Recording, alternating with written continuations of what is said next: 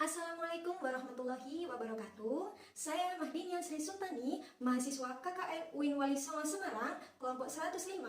Nah, di sini saya akan menjelaskan mengenai latihan soal materi reaksi, reduksi, dan oksidasi, dan juga materi soal mengenai materi kalorimetri. Jangan lupa disimak ya. Oke, sebelum kita ke contoh yang pertama, saya akan menjelaskan mengenai reaksi, reduksi, dan oksidasi. Nah, reaksi reduksi adalah bilangan oksidasi yang mengalami penurunan, sedangkan reaksi oksidasi adalah bilangan oksidasi yang mengalami kenaikan. Seperti itu. Kita langsung ke contoh penerapannya. Untuk CuO, bilangan oksidasinya yang pertama kita ketahui bilangan oksidasi dari unsur O adalah -2. Nah, selanjutnya karena kita membutuhkan nilai 0 untuk penjumlahan dari kedua bilangan oksidasi ini, maka untuk unsur Cu bilangan oksidasinya yaitu +2. Selanjutnya untuk atau H, karena dia tunggal maka bilangan oksidasinya yaitu 0. Kemudian untuk unsur Cu, karena unsur tunggal juga maka bilangan oksidasinya yaitu 0. Nah, untuk H2O kita sudah mengetahui bilangan oksidasi dari unsur O yaitu -2. Nah, kita membutuhkan penjumlahan dari kedua bilangan oksidasi tersebut yaitu 0. Oleh sebab itu maka 0 -2 H untuk unsur O-nya, untuk unsur H2-nya harus +2. Karena H2 ini adalah terdiri dari dua unsur, maka +2 dibagi 2 sama dengan +1. Nah, seperti ini bilangan oksidasi dari persamaan reaksi nomor 1. Selanjutnya kita akan melihat perubahan bilangan oksidasi ditinjau dari reaksi reduksi dan oksidasi. Ingat ya, untuk reaksi oksidasi yaitu bilangan oksidasi yang mengalami kenaikan. Ayo, unsur mana yang mengalami kenaikan? Nah, betul, yaitu unsur H. Dari 0 mengalami kenaikan ke +1. Seperti itu ya. Nah, disebut sebagai bilangan oksidasi.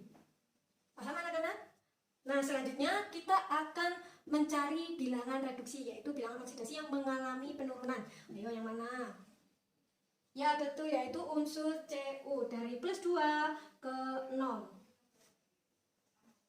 Disebut reduksi. Nah, paham kan anak-anak? Nah, di sini kita sudah mengetahui unsur mana yang mengalami reduksi dan mengalami oksidasi. Oke, ada pertanyaan untuk soal yang pertama? Silakan tulis di kolom komentar. Oke, kita ke contoh soal yang kedua yang merupakan reaksi disproporsionasi. Nah, kalian tahu nggak apa reaksi disproporsionasi ini? Nah, di sini saya akan menjelaskan dan kita bahas contoh soal dari reaksi disproporsionasi.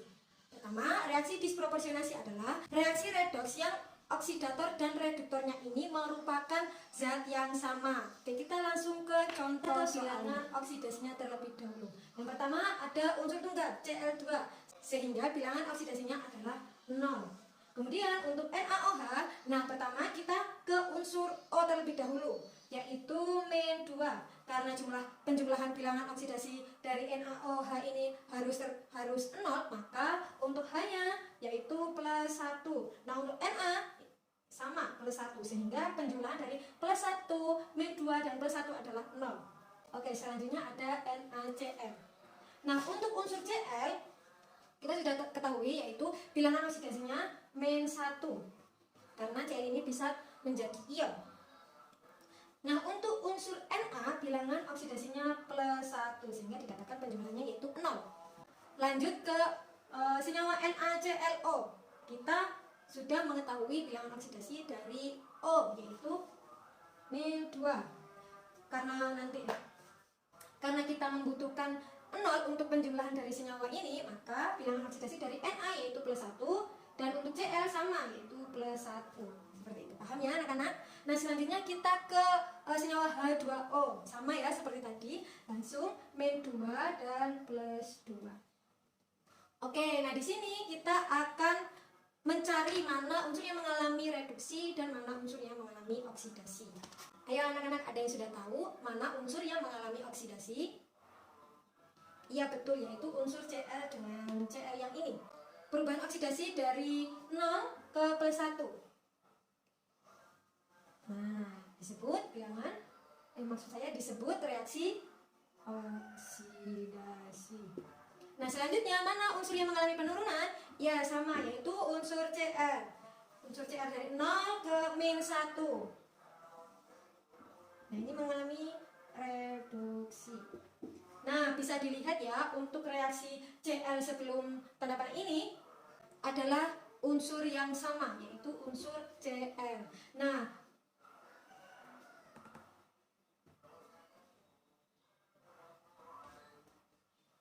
oleh sebab itu persamaan reaksi ini merupakan reaksi disproporsionasi. Nah, untuk teman-teman yang masih bingung bisa ditanyakan di kolom komentar. Oke, kita ke contoh soal yang ketiga, yang merupakan reaksi konproporsionasi. Nah, reaksi konproporsionasi ini merupakan reaksi kebalikan dari disproporsionasi, yaitu hasil reduksi dan hasil oksidasi merupakan zat yang sama. Oke, kita langsung ke contoh soalnya. Yang pertama, kita harus tahu bilangan oksidasi dari persamaan kimia ini. Oke, untuk unsur H2S, yaitu ini min 2 dan plus 1. Karena dia terdiri dari dua unsur, maka plus 2 dan min 2 sama dengan 0. Oke, sudah ya, penjumlahan dari unsur ini itu 0. Selanjutnya kita ke senyawa SO2. Nah, senyawa SO2 kita sudah ketahui bahwa O ini memiliki bilangan oksidasi min 2. Min 2. Nah, karena unsur O ini memiliki 2, maka totalnya yaitu min 4. Nah, untuk jumlahnya supaya 0, maka bilangan oksidasi dari unsur S harus plus 4. Seperti itu ya, plus 4. Nah, lanjut kita ke unsur selanjutnya. S merupakan bilangan tunggal, maka bilangan oksidasinya yaitu 0. Misalnya kita ke H2O, memiliki bilangan oksidasi min 2 untuk unsur O, dan H2 memiliki bilangan oksidasi plus 1. Oke, di sini kita harus mencari unsur mana yang mengalami reaksi reduksi dan oksidasi. Oke, mana teman-teman dulu? Mana unsur yang mengalami reduksi? Iya betul, yaitu unsur S ya, yang ini plus 4 mengalami penurunan menjadi 0. Nah, ini disebut reduksi. Oke, selanjutnya mana yang mengalami reaksi oksidasi? Ya betul, unsur S lagi, dari min 2 ke 0, yaitu mengalami kenaikan. Nah, di sini kita lihat bahwa hasil reaksi reduksi dan oksidasi ini merupakan unsur atau zat yang sama, yaitu unsur S. Seperti itu. Sudah paham ya? Jika ada yang perlu ditanyakan, jangan lupa tulis komentar di bawah. Oke, selanjutnya kita ke contoh soal materi kalorimeter. Nah, di sini saya bacakan terlebih dahulu soalnya. Sebanyak 6 gram LiOH yang memiliki MR24 ditambahkan ke dalam kalorimeter yang berisi sebanyak 150 gram air. Setelah kristal LiOH larut, suhu kalorimeter beserta isinya naik dari 28,5 derajat Celcius menjadi 35,5 derajat Celcius. Tentukan besarnya entalpi pelarutan LiOH dalam air jika kalor jenis larutan sama dengan 4,18 Joule per gram derajat Celcius dan kapasitas kalor kalorimeter sebanyak 11,8 gram per derajat Celcius. Nah, langkah yang pertama kita harus menulis diketahui terlebih dahulu supaya lebih sistematis dan memudahkan kita untuk menentukan cara-cara untuk penyelesaian dari soal ini. Yang pertama diketahui massa LiOH. Dari LiOH sama dengan 6 gram. Selanjutnya yaitu massa air. Massa dari air sama dengan 150 gram. Nah, selanjutnya yaitu delta T.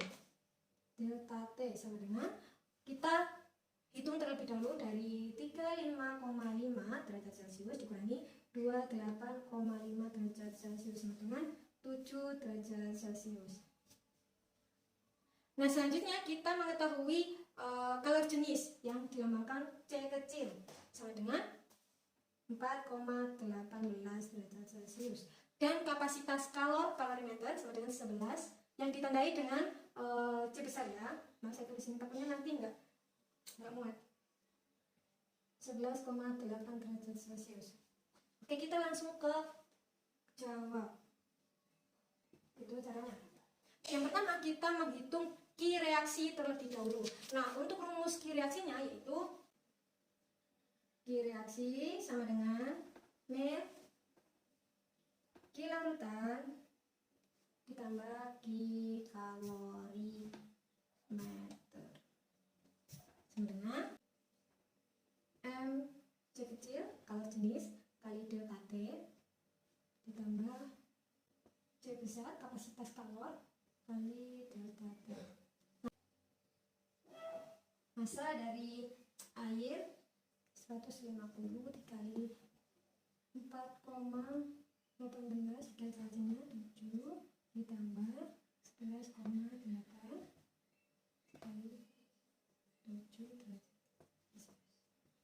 Nah, kita untuk menghitungnya perkalian terlebih dahulu ya. 9 ditambah 11,8 kali 7 sama dengan 82,6. Sehingga totalnya yaitu negatif 4.471,6 Joule. Nah, seperti ini. Untuk cara selanjutnya kita menentukan mol supaya kita mengetahui delta H reaksinya, perubahan reaksi dari soal yang di atas. Untuk mol sama dengan rumus dari mol apa? Ayo, ada yang masih ingat? Ya benar, gram per ml. Kita memakai gram per ml karena yang diketahui di soal itu gramnya 6, untuk ml-nya 24 sama dengan 0,25 mol. Maaf ya, geser. Nah, karena kita sudah mengetahui mol, kita masuk ke rumus untuk mengetahui entalpi perubahan dari persamaan reaksi soal yang di atas. Nah, kita menulis terlebih dahulu unsur dari delta H reaksinya. Delta H reaksi sama dengan Q reaksi per mol sama dengan reaksinya tadi berapa? Yaitu 4.471,6. Tulis 4.471,6 per molnya berapa? Yaitu 0,25. Sehingga didapatkan entalpinya adalah 17.886,4.